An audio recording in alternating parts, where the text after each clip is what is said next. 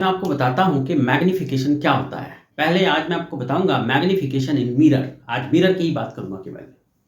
तो basically magnification क्या होता है देखो, मैग्नीफिकेशन इन मिरर।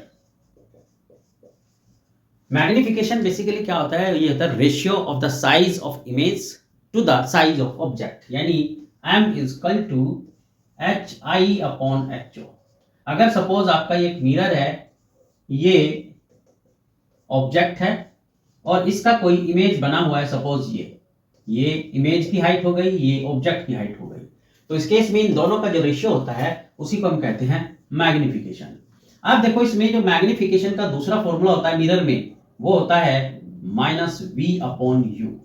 यहाँ v क्या होती है, ये होती है distance of image from the mirror and u जो है वो है distance of object from the mirror.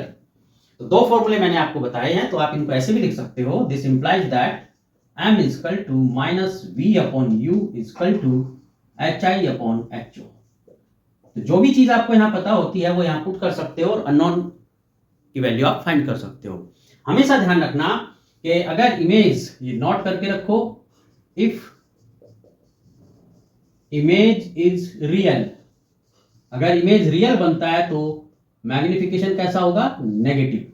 And if image is virtual, अगर ये वर्चुअल है तो उस केस में जो मैग्नीफिकेशन होगा वो पॉजिटिव होगा। तो मैग्नीफिकेशन से रिलेटेड ये बातें आप जरूर याद रखना, बड़ी इंपॉर्टेंट है। कोई डाउट हो, कोई कंफ्यूजन हो तो कमेंट बॉक्स में जरूर मुझे कमेंट करके बताना, और अच्छा लगे तो चैनल को जरूर सब्सक्राइब करना।